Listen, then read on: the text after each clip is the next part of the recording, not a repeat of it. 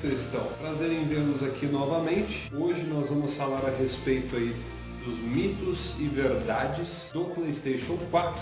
A série Mitos e Verdades ela já é tradicional aqui no meu canal, caso você nunca tenha visto. Há vídeos aí do PlayStation 2, PlayStation 3, do PS Vita e hoje nós chegamos aqui ao PS4. Nós vamos abordar alguns assuntos polêmicos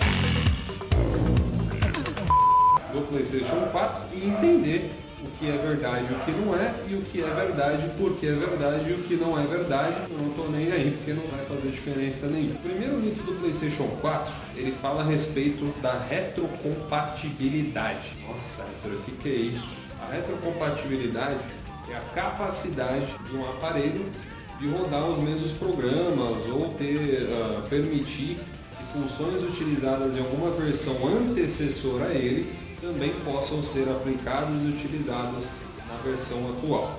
Em outras palavras, a retrocompatibilidade no caso do PlayStation 4 seria a capacidade dele poder rodar jogos de PlayStation 1, 2 ou PlayStation 3. Vocês acompanham aí, na última conferência teve a Microsoft apresentou a retrocompatibilidade do Xbox One com os jogos de Xbox 360. Isso aí gerou um orgasmo geral em todos os jogadores da Microsoft. E muitos jogadores do PS4 ficaram um pouco incomodados, porque a Sony até hoje não disponibilizou isso. Não existe retrocompatibilidade ainda no PlayStation 4.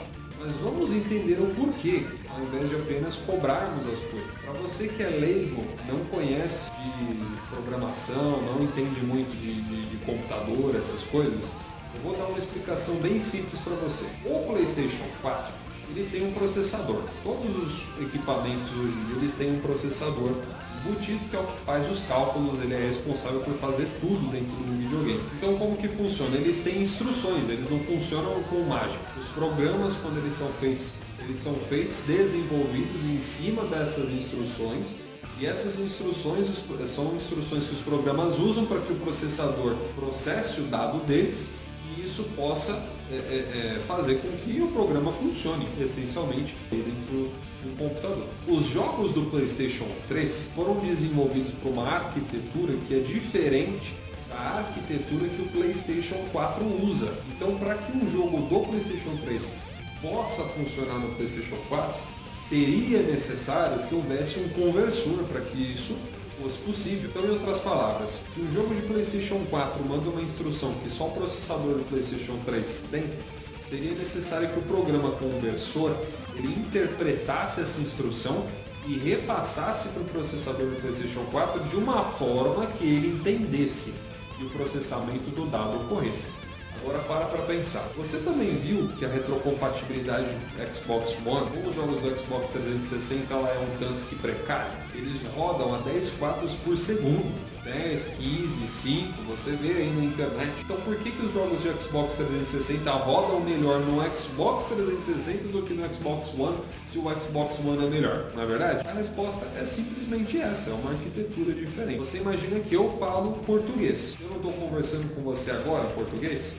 Agora imagine que você é um americano que não entende nada de português e eu não sei falar o seu idioma. Vamos imaginar essa situação. Põe um tradutor aqui na nossa frente. Eu falo a frase e ele traduz para você. Não é verdade que isso vai fazer com que a conversa não saia de uma forma tão fluente como sairia se nós dois falássemos o mesmo idioma? Então pronto, tá aí, tá explicado para você que não entende aí muito bem de processamento, certo? Segundo mito ou verdade do PlayStation 4, a respeito do drive óptico. A pergunta que foi feita aqui é o seguinte, Héctor, é verdade que o PlayStation 4 ele não lê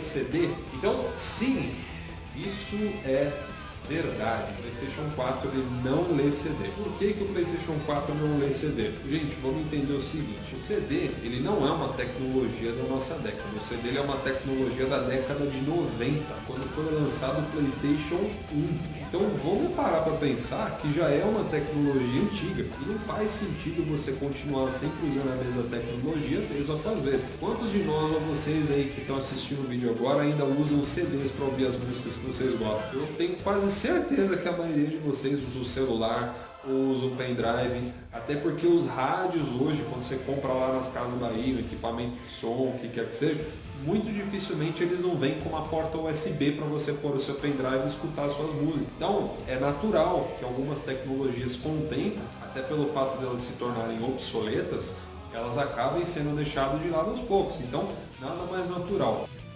Terceiro mito ou verdade. Fala a respeito da customização do sistema do PlayStation 4. Só relembrando, customização que eu quero dizer não é custom firmware, que quer dizer sistema operacional customizado. A customização que eu me refiro é a respeito da área de interatividade do sistema operacional do PlayStation 4. Essa área que a gente mexe no PlayStation 4, ela é a área do sistema operacional, onde a gente mexe em configurações, perfil e tudo mais. A customização no SO do PlayStation 4, ela é mais limitada, isso não é um mito. Eu até achei estranho, porque eu estava acostumado no PlayStation 3 a poder colocar meu papel de parede, poder copiar minhas músicas, vídeos e imagens. E isso no PlayStation 4 surpreendentemente não tem. Eu não sei porquê, mas a customização diminuiu bastante. Inclusive essa parte de você poder copiar músicas para o seu videogame, poder copiar imagem e vídeo também não existe mais. O que foi falado, eu não consegui encontrar na internet nenhuma explicação lógica para isso, mas a Sony meio que bloqueou esse tipo de acesso ao videogame. Então eu realmente não vou saber explicar para vocês o porquê. Quarto mito ou verdade. Fala a respeito do espaço dos jogos. Sabe você que não gostava de ter que ficar esperando 15 minutos para instalar aqueles 8 GB do seu GTA V no PlayStation 3? Pois era um saco, né? Imagina no PlayStation 4, que o espaço dos jogos ocupa de 30 a 50 GB cada um. Jesus Cristo! Gente. Mas tem um lado positivo. A instalação dos jogos no PlayStation 4 ela é feita em segundo plano, coisa que no PlayStation 3 não acontecia. Você tinha que esperar a tela de instalação fechar para que você pudesse jogar. No PlayStation 4 isso não acontece, digamos assim, de uma forma tão explícita. Até que você comece a jogar, ele já instalou uma boa parte no HD, porque ele faz isso meio que por debaixo da tela. Então, enquanto você está jogando, muitas vezes ele está terminando de instalar uma atualização e assim por diante. Então, isso eu achei bacana. O lado negativo é com relação ao espaço dos jogos, que sim, não é um mito, é uma verdade. Os jogos hoje eles ocupam um espaço absurdo. Por isso que os videogames dessa geração vêm com HD de quase que 500 GB para que você possa estar instalando os seus jogos. Então é só você fazer as contas. Tem gente que acha pouco. Eu, particularmente, ainda acho um espaço mais do que suficiente. Se você parar para pensar, não são todos os jogos que ocupam 50 GB no seu HD. São poucos que fazem isso. Mas vamos fazer uma conta. Se você tem 50 GB para cada jogo, certo? E seu HD é de 500 GB, tira aí uns 50 GB que o sistema, entre outras coisinhas aí que usa, sobra uns 450. Quer dizer que você poderia ter 9 jogos dentro do seu HD. Agora, vamos ser sinceros, se você é um consumidor, mora no Brasil, quando que você vai ter 9 jogos para o PlayStation 4? Ninguém vai comprar 9 jogos logo de cara. Eu no PlayStation 3, mesmo tendo uma graninha melhor, não comprava um jogo a cada uma semana. Eu comprava um jogo uma vez por mês, isso quando me dava vontade. Hoje, se você for ver a minha biblioteca do PlayStation 3, deve ter em torno de uns 30 jogos, mas 4 anos com 30 jogos já é um tempo considerável, ou não? Bom, vocês entenderam. Quinto mito ou verdade do PlayStation 4. A gente ia abordar esse assunto cedo ou tarde, né? O famoso superaquecimento. O superaquecimento dentro do console, isso você já tinha um problema desde o Xbox 360. O superaquecimento é quando o processador ele não tem uma refrigeração adequada, acontece o aquecimento da placa do aparelho e esse aquecimento pode prejudicar ou não os demais componentes, inclusive componentes externos do videogame. No PlayStation 4 é muito falado nessa geração que ele esquenta mais que o Xbox, por exemplo, o que sim, é verdade, e a fonte de energia dele é interna, não é externa como você tem na maioria dos outros videogames. Porém, o que acontece de fato é o posicionamento do videogame na estante em que você, que é consumidor, vai utilizar ele. Você está vendo aqui, o PlayStation 4 ele tem saída de ar na parte traseira somente, ele não tem na frente e nem dos lados, ele tem toda a parte de refrigeração dele fica na parte de trás. Então o que acontece é o seguinte, muita gente compra o videogame e na hora de posicionar ele na estante, onde quer que seja, muita gente coloca ele naquelas gavetas que tem naquelas estantes onde você deixa a televisão, os CDs e tudo mais. Essas gavetas geralmente têm um fundo fechado. Quando esse ar quente sai do videogame, não tem por onde ele escapar. Então é óbvio que o videogame vai esquentar mais. Você vê vídeos na internet do PlayStation 4 chegando a quase 60 graus. Então como que você faz para corrigir esse problema? Tem de colocar ele em um local ventilado. Então vamos imaginar aqui que eu estou na minha estante. Essa mesa aqui você vê. Tem um espaço ventilado atrás e um local arejado. Então o ar quente ele tem para onde sair. O que é totalmente diferente se você colocar ele em um lugar fechado. Resumindo para vocês, esse é o único problema que acontece. O PlayStation 4 não tem problema de superaquecimento, o problema está no consumidor que é babaca e não sabe colocar direito na estante. Muito bem, então agora vamos para o sexto mito. É sobre o serviço online do PlayStation 4. Como que ele funciona, se tem mesmo que pagar para poder jogar online. Vamos entender isso aí. Quem tem o PlayStation 4, geralmente são aquelas pessoas que migraram da geração passada do PlayStation 3. Então você já estava acostumado com aquele serviço gratuito que a PSN fornecia para você jogar online e tudo mais. A PlayStation Plus, ela é a mesma coisa, ela é equivalente. Eu acho que a maior parte da dúvida da galera aí é mais a respeito sobre você ter de pagar para poder jogar online. Sim, eu sei que é chato, mas para pensar. Hoje nós temos uma PSN muito mais segura, nós temos uma PSN mais rápida, nós temos um serviço de PSN de maior qualidade. E tudo isso não dá para ser feito sem ter de investir mais para poder custear isso tudo. Sim, é compreensível que a PlayStation Plus hoje ela tenha de ser paga. Sétimo mito, ou verdade. Esse aqui ninguém me perguntou, esse eu mesmo vou estar falando aqui para vocês. Então sobre as portas USB do PlayStation 4, elas têm a mesma funcionalidade, disponibilizam a mesma acessibilidade que o PlayStation 3 disponibilizava? Aí vai minha resposta para vocês. Não exatamente. Eu não entendo ainda o porquê. Ele é um console que tem muitas restrições que no passado nós não tínhamos. Então assim, por exemplo, as portas USB dele são do formato 3.0, quer dizer que elas são muito mais rápidas. Então as portas... Maldito.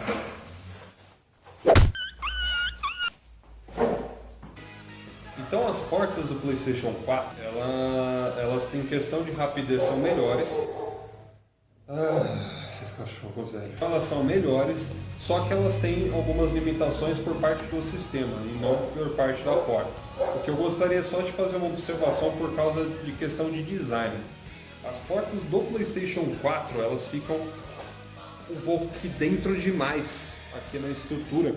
Então aqueles pendrives mais gordinhos que você tem, eles não encaixam aqui. E dependendo do encaixe do aparelho, que quer que você vá conectar aqui também, muitas vezes ele não consegue encaixar.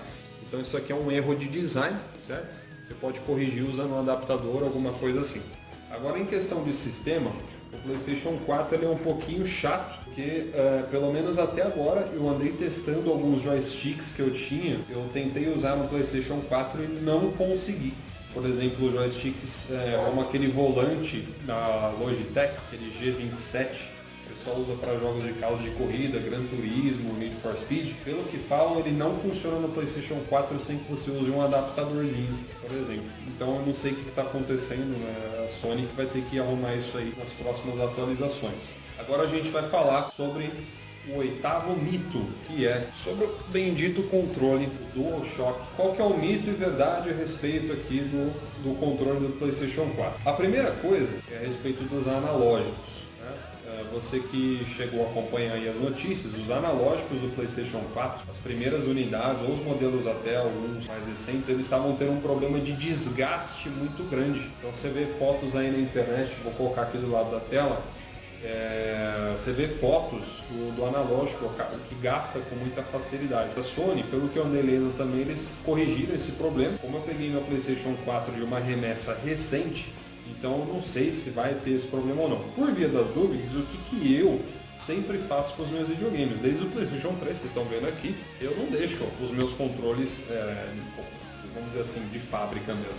Então eu comprei capinhas para os analógicos. Essas capinhas elas são baratinhas, R$10 você consegue comprar um par delas. Você vai no shopping, em uma loja, você compra. E elas revestem os analógicos aqui, ó, tá vendo? Então, feito isso aqui, tá resolvido o problema. O principal contra que eu tenho contra o DualShock 4 é a respeito da bateria dele. Então, o principal mito ou verdade que é comentado a respeito do controle do PlayStation 4 é a respeito da duração da bateria. E diz ser pouca. A bateria do controle do PlayStation 4 não é que ela dura pouco, na minha opinião. Se você for pegar o DualShock 3, DualShock 4, não sei se é a mesma bateria que a Sony usa, porém, você vai reparar que no DualShock do PlayStation 4, ele tem algumas funcionalidades que o DualShock 3 não tem, como por exemplo, saída para áudio, você tem caixa de som, você tem um touchpad e você tem essa luz aqui que fica acesa. Então é natural que conforme você vai jogando aí a sua partida, depois de umas 5, 6 horas, a bateria dele já começa a ficar mais desgastada. Por quê? Justamente por causa dessas funções extras, som, touchpad e tudo mais. Isso acaba justificando um pouco aí o gasto da bateria. Com o DualShock 3, no PlayStation 3, eu geralmente costumo deixar ele aí uns 3 dias sem precisar carregar nada. Mas quando precisa carregar também, tanto o DualShock 3 como o DualShock 4, geralmente um tempo aí de 1h30, 2 horas, já ficam totalmente carregados e você pode estar jogando de novo. Vamos agora ao 8º mito do PlayStation 4, o cabo USB do PlayStation 4. O cabo USB, que é utilizado na recarga dos controles, para vocês que não conhecem, é um cabo de interface USB padrão e micro USB. Esse aqui é o mesmo cabo que você usa, por exemplo, vou pegar aqui um celular aqui. Esse aqui é o celular da minha irmã, ele conecta nos celulares atuais e você também conecta aqui no videogame. O que eu estou querendo mostrar para vocês? O cabo que eu estou usando aqui não é do PlayStation 4, não é o que veio com o meu DualShock que vocês viram lá no unboxing. Eu estou usando um cabo de celular mesmo e ele também funciona no controle do PlayStation 4. Não tem trava de USB, por exemplo, que nem no PS Vita, nos controles do PlayStation 4 ou do PlayStation 3. Uma outra coisa também que eu gostaria de acrescentar. Se você, por exemplo, você comprou seu videogame, certo? E você só tem um controle e você quer carregar o seu controle. Ou às vezes você quer deixar o videogame desligado, você não quer deixar ele em modo de repouso, você só quer carregar o controle e já era. O que você pode fazer? Sabe aqueles carregadores de celular? Pois é, você pode usar esses carregadores tanto no DualShock 4 como no DualShock 3. Principalmente aqueles carregadores do Xperia, que é o celular da Sony, você pode utilizar também para carregar o seu joystick. Ele vai carregar perfeitamente, você vai poder usar ele sem problema nenhum. O que eu costumo fazer então? Depois que eu jogo durante o dia, se o meu celular já estiver carregado, eu deixo ele na tomada lá no quarto mesmo, carrega durante a noite, de manhã se eu quiser usar, ou mais quando eu chegar em casa, eu posso jogar ele normalmente, não preciso deixar meu console ligado. Mito número 9, certo? Mito ou verdade número 9. Esse mito aqui fala a respeito do PlayStation Vita, a conexão dele com o PlayStation 4. Muitas pessoas aqui acreditam que ele só funciona quando você está conectado na internet. Então vamos lá, deixa eu explicar. Que existem 3 formas disso ser feito. Então primeiro, essa que nós acabamos de falar, que é a internet normal mesmo. Você tem pelo roteador, você pode utilizar, então, por exemplo, se o seu PlayStation 4 está conectado a um roteador na sua casa, e o PlayStation Vita estiver usando o mesmo roteador Wi-Fi, e o PlayStation estiver no cabo, tanto faz, sendo o mesmo roteador, ele se acha na mesma intra-rede, por assim dizer, e aí ele consegue conectar da mesma forma, ele consegue encontrar o Play 4. E tem a terceira forma, que é o quê? O PlayStation 4, ele tem uma conexão Wi-Fi própria, então você pode conectar o seu PS Vita ao PlayStation 4 através dessa conexão. É lógico que você não pode ir muito longe, então, por exemplo, o PlayStation 4 está no cômodo de cima da casa, você está aqui embaixo, você quer usar, vai funcionar o sinal? Vai, mas você não vai poder usar muito longe. Pelo método da internet, você pode usar em qualquer lugar do mundo. Se o seu PlayStation 4 estiver ligado na internet, se você estiver lá no Japão, você consegue acessar ele. Por modo do roteador, você precisa também estar dentro do limite que o sinal Wi-Fi do seu roteador acompanha para você poder estar fazer aí o Remote Play do PlayStation 4. Respondida a pergunta, Jonas? Muito bem. Esses eram os principais mitos e verdades do PlayStation 4. Eu procurei abordar o máximo de questões possível. Espero que não tenha ficado nenhuma dúvida. O que vocês quiserem perguntar, jovens, tem um comentário aí embaixo do vídeo. Tem a página oficial do Facebook. E não tem só eu, tem o André também. Ele pode não estar aqui hoje, mas a gente é parceiro, então vocês podem chegar no André também, perguntar e deem aquele apoio pro canal. Eu não vou ficar mendigando joinha, nem vou ficar mendigando nada, mas pô, você tá aí no vídeo, não custa nada. Se você gostou, dá um apoio, clica aí, compartilha com seus amigos. Se tem alguém que você conhece, tem dúvida também, manda pro cara, manda o link para ele, não custa nada. Você ajuda tanto a mim, como ao André, como a si próprio, certo? Bom, então era isso que eu tinha para passar para vocês. Um prazer revê-los. Fiquem com Deus. Forte abraço. Dediquem-se nos estudos e vejo vocês lá.